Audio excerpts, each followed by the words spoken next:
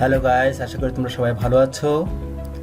আজকের হিসাব বিজ্ঞানে আমরা আজকে শিখব সপ্তম অধ্যায় খতিয়ান বা লেজার, যেটাকে আমরা বলি, ইংরেজিতে বলা হয় লেজার, বাংলায় বলা হয় খতিয়ান। ঠিক আছে, তো তার আগে আমরা যে গত ক্লাসে যে হোমওয়ার্কটা দিয়েছিলাম সেটা সম্বন্ধে একটু আলোচনা করি। ঠিক আছে, তো আমরা একটু দেখি এগুলোর সমাধানটা কীভাবে হবে।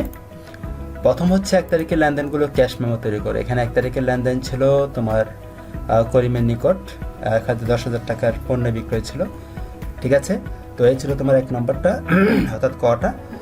খ হচ্ছে নগদ প্রাপ্তি জাবেদা প্রস্তুত করো। তো নগদ প্রাপ্তি জাবেদা নিয়ে আমরা গত ক্লাসে আলোচনা করেছিলাম। রহিম অ্যান্ড সন্সের নগদ প্রাপ্তি জাবেদা। এখানে দেখো ভালো করে যে তারিখ, ক্রেডিট হিসাব খাত, সূত্র, নগদান ডেবিট, বাট্টা ডেবিট, বিক্রয় ক্রেডিট, দানাদার ক্রেডিট এবং অন্যান্য হিসাব ক্রেডিট হয়েছে। ঠিক আছে, এই ছিল তোমাদের নগদ প্রাপ্তি জাবেদা। এরপর হচ্ছে নগদ প্রদান জাবেদা। নগদ প্রদান জাবেদার মধ্যেও একই রকম চেক নম্বর থাকবে, ডেবিট হিসাব খাত থাকবে, সূত্র, ক্রয় ডেবিট, পাওনাদার ডেবিট, অন্যান্য ডেবিট, 3টা ডেবিটের ঘর এবং বাট্টার মধ্যে 2টো ঘর আমরা দিয়েছি, ক্রেডিটের মধ্যে 2টো ঘর দিয়েছি, একটা হচ্ছে নগদান, একটা হচ্ছে বাট্টা। ঠিক আছে, তো এই ছিল তোমাদের গতবারের বাড়ির কাজটা। আজকে আমরা যেটা শুরু করতে যাচ্ছি সেটা আমি আগেই বলেছি, সেটা হচ্ছে খতিয়ান বা লেজার, যেটাকে ইংরেজিতে বলা হয় লেজার, বাংলায় বলা হয় খতিয়ান। আমরা সেটা নিয়ে আলোচনা করব আজকে। তো দেখি আগে খতিয়ানটা আসলে কি জিনিস। হ্যাঁ, খতিয়ানটা কি সেটা আগে আমাদের চিনতে হবে, বুঝতে হবে, তা না হলে তো আমাদের আলোচনাটাই বৃথা যাবে। যাই হোক, আমরা খতিয়ানই চিনি না কিন্তু খতিয়ান করতে বসে গেলাম, তা কিন্তু হবে না। ঠিক আছে, তো প্রতিষ্ঠানের বিভিন্ন শ্রেণীর হিসাব যেমন সম্পদ, দায়, মালিকানা সত্ত্ব, আয়, ব্যয় এবং লাভ ক্ষতির হিসাব সংরক্ষণ করা হয়। কি কি দেখো এখানে সুন্দর করে দেওয়া আছে, যেগুলো আমরা হিসাব থেকে যেগুলো শিখেছি। এইসব হিসাব সমূহকে এক কথায় খতিয়ান বলা হয়। সোজা কথা, একটি চলমান ব্যবসায় প্রতিষ্ঠানে সম্পদ, দায় ও মালিকানা সত্ত্ব সম্পর্কিত হিসাবসমূহের সাধারণত প্রারম্ভিক ডেবিট বা ক্রেডিট জাত থাকে। নির্দিষ্ট একটা জিনিস খেয়াল করো, প্রারম্ভিক ডেবিট বা ক্রেডিট জাত থাকে। নির্দিষ্ট সময়কালে সম্পন্ন লেনদেন সমূহের ফলাফল খতিয়ানের সংরক্ষিত হিসাবসমূহে যথাযথভাবে স্থানান্তর করা হয়। হিসাবকাল শেষে প্রতিটি হিসাবের জ্যার নিরূপণ করা হয়। জ্যার নিরূপণ করা হয়, ব্যালেন্স যেটাকে আমরা বলি ইংরেজিতে, সেটাকে বাংলায় বলা হয় জ্যার। এই প্রক্রিয়ায় একটি ব্যবসা প্রতিষ্ঠানের উক্ত সময়কালের আয়, ব্যয়, লাভ বা ক্ষতির পরিমাণ নিরূপণ করা হয় এবং একটি নির্দিষ্ট তারিখে তার সম্পদ, দায় ও মালিকানা সত্ত্বের পরিমাণ জানা যায়। সোজা কথা যে খতিয়ান হচ্ছে পুরো একটা ঘরের মধ্যে যদি তোমার মনে করো 10টা আলমারি থাকে, সব আলমারিতে জিনিসপত্রগুলো সাজিয়ে রাখার জন্য একটা, এই আলমারিতে এটা, এই আলমারিতে এটা, এই আলমারিতে এটা, বা আমাদের যে কিচেনের মধ্যে যে তোমার কি থাকে, এটাকে কি বলে, র্যাক বলা হয় না, র্যাকের মধ্যে যে 3-4টা থাক থাকে, কোন থাকে কি আছে, প্রত্যেকটা আলাদা করে সব গ্লাসগুলো, সব কি বলে তোমার থালা বাসনগুলো, থালাগুলো এক জায়গায়, বাটিগুলো এক জায়গায়, এরকম করে নির্দিষ্ট করে রাখা হয় না। ঠিক একই রকমভাবে যেমন তোমার বইয়ের টেবিলে যে বইগুলো গুছিয়ে রাখো, হ্যাঁ, সব বইয়ের টেবিলে তো আর কখনো তুমি কি বলে জামা কাপড় তুলে রাখবে না, তাই না? বইয়ের টেবিলের মধ্যে বই গুছিয়ে রাখবে। ঠিক একই রকমভাবে যতগুলো সম্পদ আছে, সম্পদগুলো নির্দিষ্ট নাম অনুযায়ী এই সম্পদগুলোকে নির্দিষ্ট করা। কতগুলো দায় আমার আছে, কতগুলো মালিকানা সত্ত্ব আমার আছে, কত কী প্রকার আয় আমার হয়েছে, কী প্রকার ব্যয় আমার হয়েছে এবং কোন কোন খাতে কত টাকা ব্যয় হয়েছে, প্রত্যেকটা হিসাব আলাদা আলাদা করে বের করার নামই হচ্ছে অ্যাকচুয়ালি খতিয়ান। অর্থাৎ প্রত্যেকটা হিসাবকে যখন আমরা আলাদা আলাদা করে বসাবো, আলাদা আলাদা করে যখন আমরা বের করব, এই প্রত্যেকটা হিসাবকে তখন বলা হয় খতিয়ান, যেটাকে বলা হয় লেজার। ওকে, তো এই লেজারে কিছু বৈশিষ্ট্য রয়েছে, ভালো করে দেখো, তোমাদের বই থেকে নেওয়া হয়েছে, সুতরাং বইটা সামনে রেখেও তোমরা পড়তে পারো। প্রতিটি হিসাবের শিরোনাম প্রদান করা হয়। ওই যেটা বললাম, সম্পদ থাকলে সম্পদ তো অনেক রকম আছে। এখানে তোমার সম্পদ আছে, নগদ টাকা আছে, ব্যাংকের টাকা আছে, মানে ব্যাংক হিসাব, নগদের সমান। পরবর্তীতে দেখবো সম্পদ কী কী আছে, দায় কী কী আছে, মালিকানা সত্ত্ব কোনগুলো, আয় কোনগুলো, ব্যয় কোনগুলো, এগুলো আমরা দেখবো পরে। তো এইরকম একটা শিরোনাম প্রদান করা হয়। খতিয়ান প্রস্তুতে টি ছক বা চলমান জের ছক অনুসরণ করা হয়। আমরা আলোচনা করবো এগুলো পরবর্তীতে, জাস্ট বৈশিষ্ট্যগুলো আগে দেখে নাও। প্রতিটি হিসাবের পৃথক পৃথক জের বা বৃত্ত বা ব্যালেন্স নির্ণয় করা হয়। প্রত্যেকটা হিসাবের আলাদা আলাদা ব্যালেন্স থাকবে। খতিয়ান প্রস্তুতে জাবেদা সহায়ক বহি স্বরূপ কাজ করে, অর্থাৎ জাবেদা সহায়ক বহি হিসেবে, খতিয়ান প্রস্তুতে জাবেদাটা সহায়ক বহি হিসেবে কি করে, কাজ করে। সেজন্য জাবেদা খুব খুব বেশি ইম্পর্টেন্ট। জাবেদা বুঝতে হবে, জাবেদা না বুঝলে তুমি খতিয়ানে পা দেওয়াটাই কি বলে সেটা ওই মানে জেনে শুনে গর্তের মধ্যে পড়ে যাওয়ার মতো অবস্থা হবে, ঠিক আছে। তো সেক্ষেত্রে খতিয়ানের প্রস্তুত জাবেদা সহায়ক বহিঃস্বরূপ কাজ করে। খতিয়ান লিপিবদ্ধের সময় জাবেদা পৃষ্ঠা নম্বর উল্লেখ করা হয়। আমরা খতিয়ানের ছক যখন দেখব তখন সেখানে দেখব আমরা খতিয়ান হতে প্রাপ্ত হিসাবের উদ্বৃত্ত দ্বারা রেওয়ামিল প্রস্তুত করা হয় এবং হিসাব সংরক্ষণ কার্যক্রমে গাণিতিক শুদ্ধতা যাচাই করা হয়। এই যে আমরা খতিয়ানের যে ব্যালেন্সগুলো বের করবো সেই ব্যালেন্সগুলো দিয়ে আবার রেওয়ামিল তৈরি করা হয়, যেটা ট্রায়াল ব্যালেন্স বলা হয়। সেই রেওয়ামিলটা তৈরি করা হয় এবং সেই রেওয়ামিলের যোগফলটা যখন আমরা অর্থাৎ ডেবিট এবং ক্রেডিটের যোগফল যখন সমান হয় তাহলে আমরা বুঝতে পারি যে আমাদের খতিয়ান বা লেজারটা ঠিক হয়েছে। আর যখন আমরা বুঝতে পারি যে তোমার রেওয়ামিলটা শুদ্ধ হয়েছে সেক্ষেত্রে আমরা বুঝতে পারি যে খতিয়ানটা শুদ্ধ হয়েছে। আর খতিয়ানটা যখন শুদ্ধ হয়েছে তাহলে বুঝতে পারবো আমাদের জাবেদাটা শুদ্ধ হয়েছে। সোজা কথা, জাবেদা যদি ভুল হয় খতিয়ানে ভুল হবে, খতিয়ানে যদি ভুল হয় তোমার রেওয়ামিলে ভুল হবে। তাহলে একটা হিসাবের সাথে কিন্তু আরেকটা হিসাব কানেক্টেড, সেজন্য যা শিখবে খুব ভালো মতো শিখতে হবে, অর্থাৎ জাবেদাটা আগে ভালো মতো আয়ত্ত করতে হবে, তাহলেই কিন্তু খতিয়ানটা ঠিক মতো বোঝা সম্ভব হবে, ঠিক আছে। তো আমরা পরবর্তীতে যাই। খতিয়ান হিসাবগুলোর ব্যালেন্স পরিস্থিতিটা কেমন হয়? এই যে দেখো, যেটা নিয়ে আমরা কিছুক্ষণ আগে আলোচনা করছিলাম, খতিয়ানের মধ্যে সম্পদের মধ্যে কি কি রয়েছে, যেমন নগদান হিসাব রয়েছে, আসবাবপত্র রয়েছে, নগদান হিসাব, আসবাবপত্র হিসাব, দেনাদার হিসাব, অগ্রিম খরচ, মজুদ পণ্য, ভূমি ও দালান কোঠা হিসাব, যন্ত্রপাতি, দালান কোঠা হিসাব, যন্ত্রপাতি হিসাব, সুনাম হিসাব, এগুলো সবগুলো হচ্ছে সম্পত্তি, ঠিক আছে। দায়ের মধ্যে কি কি আছে? দায়ের মধ্যে আছে পাওনাদার হিসাব, ঋণ হিসাব, বকেয়া খরচ হিসাব, অনুপার্জিত আয় হিসাব, যেটা এখনো আয় উপার্জিত হয় না, কিন্তু টাকাটা পেয়ে গেছি, আমরা এখনো আয় করিনি, কিন্তু আয়টা এখন আমাদের উপার্জন হয়নি, কিন্তু আমরা আয় করে ফেলেছি। আমরা পরবর্তী আলোচনায় সেটা দেখব। মালিকানা সত্ত্বের মধ্যে আছে মূলধন হিসাব, উত্তোলন হিসাব এবং সাধারণ সঞ্চিতি হিসাব।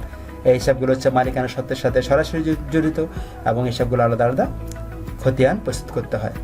এরপর আছে আয়। আয়ের মধ্যে আছে বিক্রয় হিসাব, প্রাপ্ত ভাড়া হিসাব, প্রাপ্ত কমিশন হিসাব, প্রাপ্ত বাট্টা হিসাব, শিক্ষানবিশ সালামি হিসাব, ঠিক আছে। এগুলো হচ্ছে আমাদের আয় এবং সে আয়েরও আমাদের আলাদা আলাদা পৃথক পৃথক খতিয়ান তৈরি করতে হয়। ব্যয়ের মধ্যে খতিয়ানগুলো হচ্ছে ক্রয় হিসাব, বেতন হিসাব, মজুরি হিসাব, অবচয় হিসাব, বিজ্ঞাপন হিসাব, বীমা হিসাব, ভাড়া হিসাব, কর বিক্রয়, কুঋণ, এগুলো জাস্ট কয়েকটা দেওয়া হয়েছে। এইগুলোর বাইরেও কিন্তু তোমার অনেক খরচ থাকতে পারে, সেই খরচগুলো কিন্তু সেখানে নতুন হিসাবে অর্থাৎ নতুন খতিয়ান নাম নিয়ে কিন্তু তোমার আমাদের সামনে চলে আসবে, ঠিক আছে।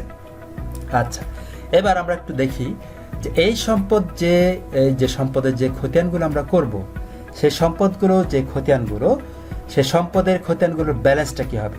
সে সম্পদের খতিয়ানের ব্যালেন্সটা হবে ডেবিট ব্যালেন্স। সবসময় মনে রাখবে যে খতিয়ান অর্থাৎ সম্পদের যে ব্যালেন্সটা বের হবে খতিয়ানে, সেটা সবসময় ডেবিট জের বা ডেবিট ব্যালেন্সটা বের হবে। দায়ের যে ব্যালেন্সটা বের হবে সেটা সবসময় ক্রেডিট জের বের হবে। দায়ের ক্ষেত্রে সবসময় ক্রেডিট ব্যালেন্স বের হবে। মালিকানা সত্ত্বের ক্ষেত্রেও সবসময় কি বের হবে? ক্রেডিট ব্যালেন্স বের হবে। আয়ের ক্ষেত্রেও সবসময় ক্রেডিট ব্যালেন্স বের হবে। আমি বলেছিলাম একটা কথা, দায় মালিকানা সত্ত্ব, আয় দায় মালিকানা সত্ত্ব, এই তিনটাই হচ্ছে একটা সিস্টেমের মধ্যে পড়ে। আর এই যে ব্যয়ের সাথে কার সম্পর্ক? সম্পদের সম্পর্ক। সম্পদের যেরকম ডেবিট ব্যালেন্স হয় সেরকম ব্যয়েরও কি হয়? ডেবিট ব্যালেন্স হয়।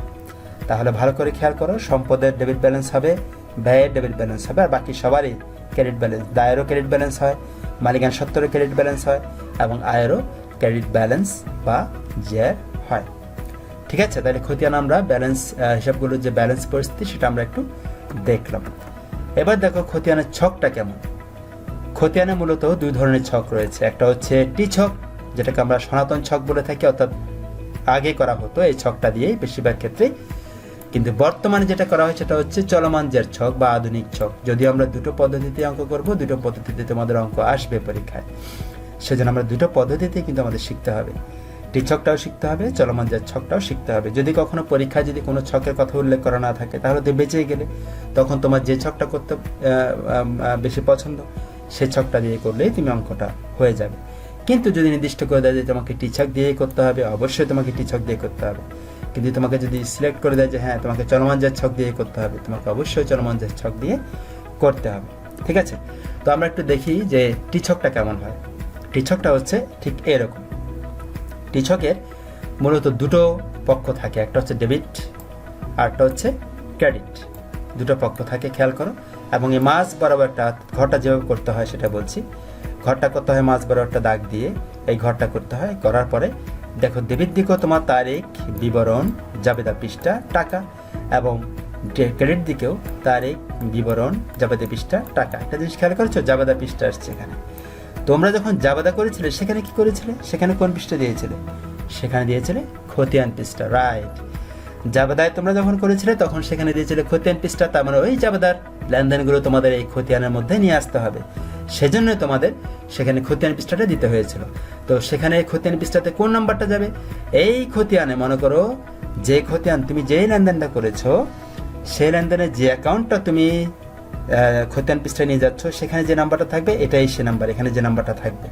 হ্যাঁ, অর্থাৎ মনে করো এখানে একটা নাম্বার থাকলো 1, ওই 1 নাম্বারটা ওই খতিয়ানের মধ্যে তোমার সেখানে 1 লেখা থাকবে, অর্থাৎ 1 পৃষ্ঠায় সেটা আছে। তো জাবেদা পৃষ্ঠার মধ্যে লেখা থাকবে কি ওই জাবেদাটা যত নম্বর পৃষ্ঠায় আছে তত নম্বর পৃষ্ঠাটা এখানে জাবেদা পৃষ্ঠায় লেখা হবে। এটা হিসাবটা খুঁজে পেতে বা হিসাবটা তোমার নির্ধারণ করতে খুব সুবিধা হয়, সেজন্যই কিন্তু এটা করা হয়ে থাকে।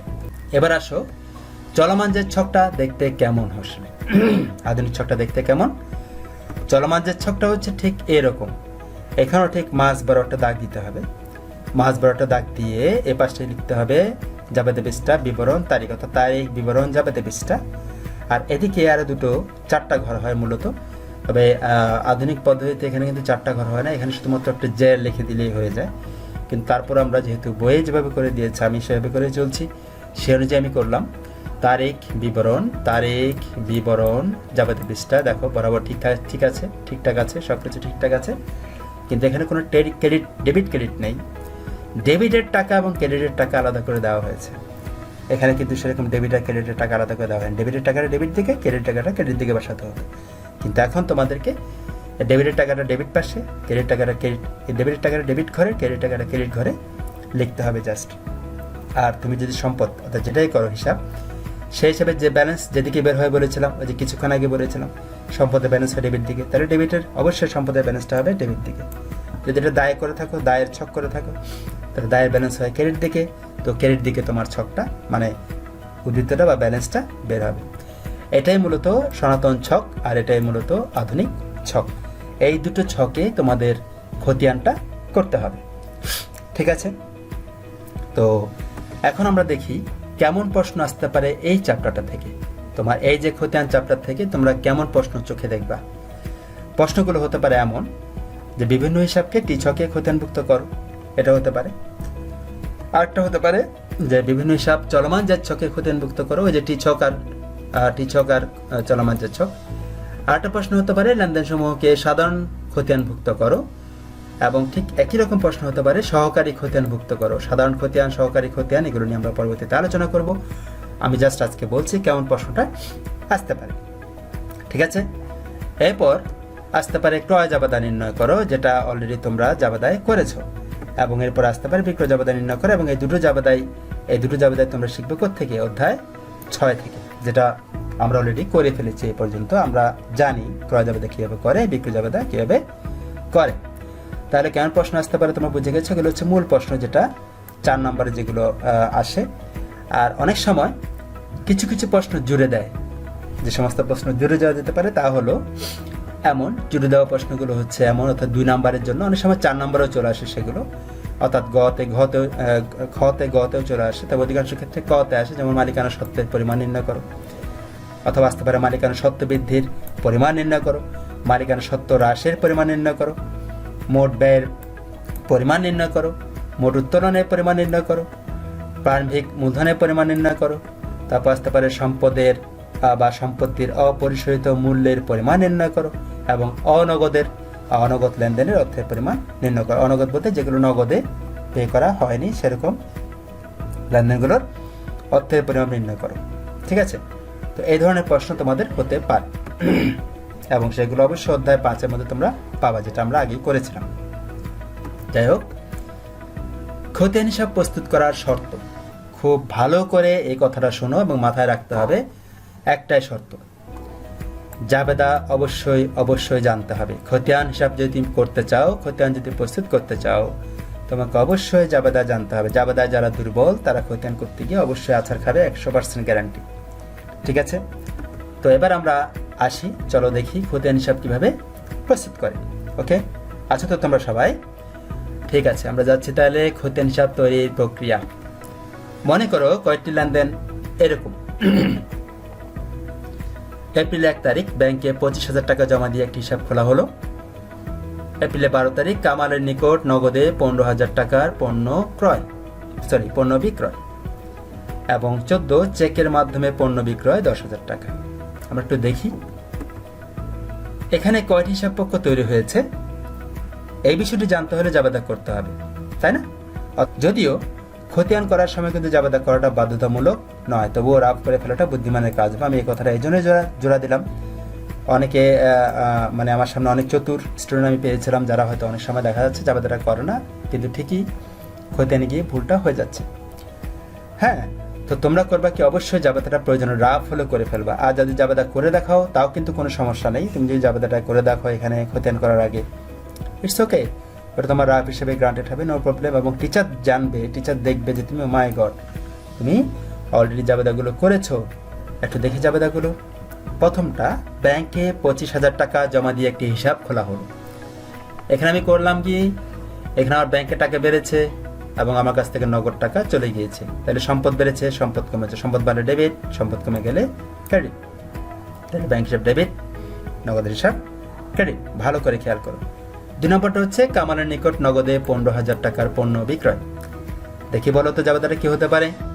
অনেকে হয়তো নির্ণয় করে ফেলেছো, দেখো এটা তোমাদের সাথে মিলি কিনা।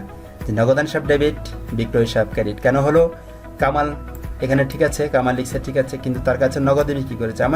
আমার কথা হচ্ছে নগদে যদি তুমি কাউকে কোনো কিছু বিক্রি করো, এখানে কার কাছে বিক্রি করলে এটা ইম্পর্টেন্ট নয়, ঠিক আছে? সেক্ষেত্রে নগদ হিসাব ডেবিট, বিক্রয় হিসাব ক্রেডিট হলো। এরপর 3 নম্বরটা হচ্ছে চেকের মাধ্যমে পণ্য বিক্রয়। পণ্য বিক্রয় করা হয়েছে কিসের মাধ্যমে? চেকের মাধ্যমে। তাহলে জাবেদাটা কি হতে পারে? চেকের মাধ্যমে পণ্য বিক্রয় করেছে, আমার কাছে ক্যাশ টাকা আসেনি, টাকাটা কোথায় জমা হয়েছে? ব্যাংকে। সুতরাং ব্যাংক হিসেবে হবে ডেবিট এবং বিক্রয় হিসেবে হবে ক্রেডিট। বিক্রয়কে আমরা ক্রেডিট করেছি, ইটস ওকে, ফাইন। তাহলে এই হচ্ছে তোমার এই যে লেনদেনগুলো থেকে জাবেদাগুলো আমরা করলাম। তাহলে এখানে যে হিসাবগুলো অর্থাৎ হিসাব পক্ষগুলো তৈরি হয়েছে সেগুলো আমরা এখন একদম নির্দ্বিধায় বের করে ফেলতে পারি। যেমন দেখো এখানে ব্যাংক হিসাব হয়েছে একটা, ঠিক আছে? দুটো নয় কিন্তু পুরো এই যে মানে কমন ব্যাংক কয়টা হয়েছে এখানে? দুটো। তার মানে ব্যাংক হিসাব হচ্ছে একটা, নগদান এখানে একটা, এখানে একটা, তাহলে নগদান হিসাব হয়েছে একটা। এরপর বিক্রয় দেখো এখানে একটা, এখানে একটা। তাহলে আমরা মোটামুটি এই 3টা লেনদেন থেকে বা 3টা জাবেদার থেকে আমরা 3টে হিসাবের নাম পেয়েছি, 3টা হিসাব পক্ষের নাম পেয়েছি। একটা হচ্ছে ব্যাংক হিসাব, একটা নগদান হিসাব, আর একটা বিক্রয় হিসাব। ভালো করে খেয়াল করো, ব্যাংকটা হচ্ছে সম্পদ, নগদানটা হচ্ছে সম্পদ, কিন্তু বিক্রয়টা হচ্ছে আয়, ঠিক আছে? এখন আমরা এগুলোকে খতিয়ানে নিয়ে যাব।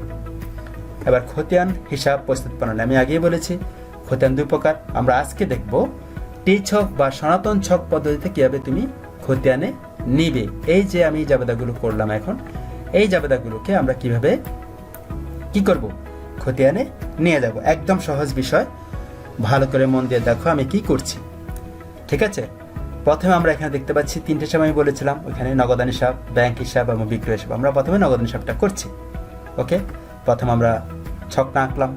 ছকটা হচ্ছে তারিখ, বিবরণ, জাবেদা বিষয় টাকা, তারিখ, বিবরণ, জাবেদা বিষয় টাকা, এদিকে ডেবিট, এদিকে ক্রেডিট, ওকে, ফাইন।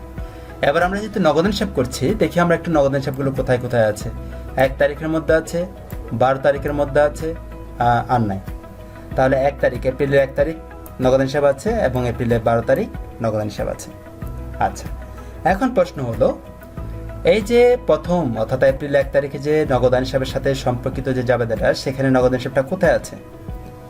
ক্রেডিট পাশে আছে। ভালো করে খেয়াল করেছো? নগদান হিসাবটা কোথায় আছে? ক্রেডিট পাশে। আমাদের এটাই মাথায় রাখতে হবে, আমরা যে হিসাবটা করছি সেই হিসাবটা কোন পাশে আছে। আমরা যে জাবেদাটা করেছি সেই জাবেদাটা কোন পাশে আছে?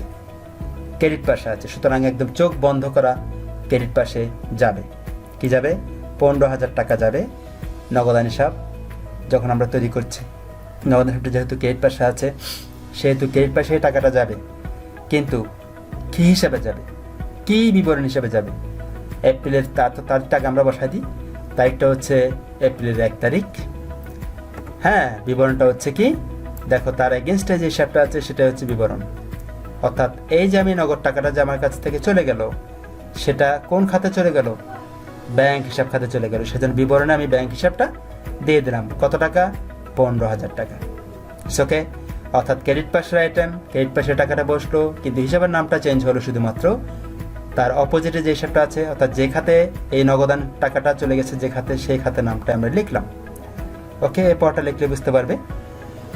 12 তারিখ, 12 তারিখ এটা কোন পাশে আছে নগদান হিসাবটা? ডেবিট পাশে। তো নগদান হিসাবটা যেহেতু ডেবিট পাশে আছে, ডেবিট পাশে আমরা লিখলাম এপ্রিল 12। ওকে, এবার অ্যাগেনস্টে কি হিসাবটা আছে? এই নগদ হিসাবের অ্যাগেনস্টে যে হিসাবটা আছে, হিসাবটার নাম হচ্ছে বিক্রয় হিসাব। তাহলে সেক্ষেত্রে আমরা বিক্রয় হিসাবটা দিলাম এবং ডেবিট পাশের টাকাটা 25,000 টাকাটা বসিয়ে দিলাম। ওকে, আর তাহলে আমার কাছে কি নেই?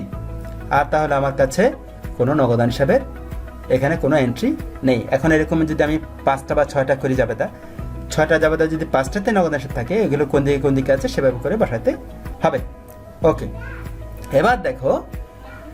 এবার দেখো যে এখানে ব্যাংক হিসাব আর বিক্রয় হিসাব আমরা বসিয়ে ফেললাম, আমরা ডেবিট ক্রেডিট টাকাটা বসিয়ে ফেললাম। বসানোর পর এবার আমরা ব্যালেন্স ক্রিয়েট করব। আমি টিছক বা সনাতন ছকের ব্যালেন্স ক্রিয়েটের কথাটা বলছি। এক্ষেত্রে আমরা ব্যালেন্স ক্রিয়েট করবো, কিন্তু ব্যালেন্সটা কীভাবে ক্রিয়েট করবো ভালো করে খেয়াল করে। হ্যাঁ, ডেবিট পাশে কত টাকা আছে? 25,000 টাকা। আর ক্রেডিট পাশে আছে কত টাকা? 15,000 টাকা। তাহলে কোন দিকে কম আছে? ক্রেডিট পাশে কম আছে। ক্রেডিট পাশে কত টাকা কম আছে? 10,000 টাকা কম আছে। এই 10,000 টাকাটাই হচ্ছে ব্যালেন্স। প্রশ্ন হচ্ছে এই ব্যালেন্সটার নাম কি হবে? এই ব্যালেন্সটার নাম হবে ব্যালেন্স সিডি, যেটাকে বলা হয় ক্রেডিট ডাউন। ব্যালেন্স সিডি মানে হচ্ছে ক্রেডিট ডাউন। তো এখানে তো কোনো তারিখ দিলাম না। হ্যাঁ, এখন হচ্ছে তারিখের পালা। তারিখটা কি হবে? আমরা কোন মাসের অঙ্ক করছি? আমরা করছি এপ্রিল মাসের অঙ্ক। এপ্রিল মাস কত দিনে হয়? এপ্রিল মাস হয় 30 দিনে। ভালো করে খেয়াল করবা, আমাদের অ্যাকাউন্টিংয়ে যারা যুক্ত, অ্যাকাউন্টিংয়ের সাথে যারা যুক্ত, তাদেরকে অবশ্যই কোন মাস কত দিনে সেটা অবশ্যই জানতে হবে, মনে রাখতে হবে। যদি মনে রাখতে না পারো তাহলে ধরা পড়তে হবে, কিন্তু ধরা খেতে হবে। ঠিক আছে, এপ্রিল মাস হচ্ছে 30 দিনে, তার মানে 30 তারিখ হচ্ছে লাস্ট তারিখ এপ্রিল মাসে। সেক্ষেত্রে এপ্রিল 30 এই তারিখে হবে ব্যালেন্স সিডিটা, এবং সেই ব্যালেন্স সিডিটাই পরবর্তীতে যাবে। কোথায় যাবে আমি পরে বলছি, আগে আমরা এটা যোগ করে ফেলি। এখানে হচ্ছে 25,000 টাকা, এদিকে হচ্ছে 25,000 টাকা। তাহলে আমরা টাকাটা যোগ করে বসিয়ে দিলাম। ওকে, এবার আসো, এই যে ব্যালেন্স সিডিটা, সেটা ব্যালেন্স সিডিটা আবার বিডি হয়ে কোন দিকে যাবে? আমি আগেই বলেছি সম্পদের ব্যালেন্স কি হয়? ডেবিট ব্যালেন্স হয়। সম্পদের ব্যালেন্স কি হয়? ডেবিট ব্যালেন্স হয়। তো সেক্ষেত্রে আমাদের এই ব্যালেন্স সিডিটায় ব্যালেন্স বিডি হয়ে কোন দিকে আসবে? ডেবিট পাশে আসবে, এবং টাকাটা কত টাকা হবে? 10,000 টাকায় হবে আমাদের ব্যালেন্স দেরি, 10,000 টাকা। এখন প্রশ্ন হচ্ছে তারিখটা কি হবে? তারিখটা হচ্ছে এপ্রিলের পরের মাস, অর্থাৎ এই যে ব্যালেন্সটা তার পরের মাসের ব্যালেন্স বিডি হিসেবে কাজ করছে। তো সেক্ষেত্রে এপ্রিলের পরের মাসটা হচ্ছে মে, তাহলে মের 1 তারিখটাই হচ্ছে ব্যালেন্স বিডির ডেট। কথাটা ক্লিয়ার? তাহলে এই হচ্ছে তোমাদের নগদান হিসাবটা কমপ্লিট, একদম ফুল কমপ্লিট হয়ে গেল। এবার আসো আমাদের ব্যাংক হিসাবটা আমরা কিভাবে করব। ঠিক আছে, ব্যাংক হিসাবটার ক্ষেত্রে আমরা আবার ছকটা বানিয়ে ফেললাম। ছকটা বানানোর পর দেখি ব্যাংকটা কোথায় কোথায় আছে। এই যে ব্যাংক একটা আছে এখানে, আরটা আছে এখানে। এই ব্যাংকটা কোথায় আছে? কত তারিখে? এপ্রিলের 1 তারিখ। এবং কোন পাশে আছে টাকা? ডেবিট পাশে আছে টাকা। কত টাকা? 15,000 টাকা। হিসাবের নাম কি? ব্যাংকের এগেইনস্ট হিসাবের নাম কি? অর্থাৎ এই যে ব্যাংকের টাকাটা, সেটা কোন খাত থেকে আসছে? নগদের খাত থেকে আসছে। আমাদের নগদ টাকা আমরা চলে গিয়েছিল, ব্যাংকে টাকাটা জমা হয়েছে। তাহলে অবশ্যই ডেবিট পাশে, বুঝতে পারছো কোন দিকে যাবে? এপ্রিল 1 তারিখ, ডেবিট পাশে 15,000 টাকা। এই যে এপ্রিল 1 তারিখ, হিসাবের নাম হচ্ছে নগদান হিসাব, এবং টাকাটা হচ্ছে 15,000 টাকা। ঠিক আছে, এবার আসো 14 তারিখটা। ব্যাংক যেখানে যেখানে আছে আমরা হিসাব করছি, কোথায় কোনটা সেটা মনে রাখতে হবে। আমরা যে খতিয়ানটা করছি সেটার নাম হচ্ছে ব্যাংক হিসাব, লেজারটা হচ্ছে ব্যাংক হিসাব। ব্যাংক হিসাবটা যেখানে যেখানে আছে সেটাই আমরা ধরবো। এবার 14 তারিখটা, 14 তারিখে যাবাটা ছিল ব্যাংক হিসাব ডেবিট, বিক্রয় হিসাব ক্রেডিট, আবারও ডেবিট। তাহলে আবারও হচ্ছে 10,000 টাকা ডেবিট, এবং 14 তারিখ ডেবিট পাশে হিসাব নাম কি হবে? দেখে বলো হিসাবের নাম কি হতে পারে? ইয়াস, অ্যাগেনস্টে যে হিসাবটা আছে সেই হিসাবটা বিক্রয় হিসাব। তাহলে সেটা লেখো এবার।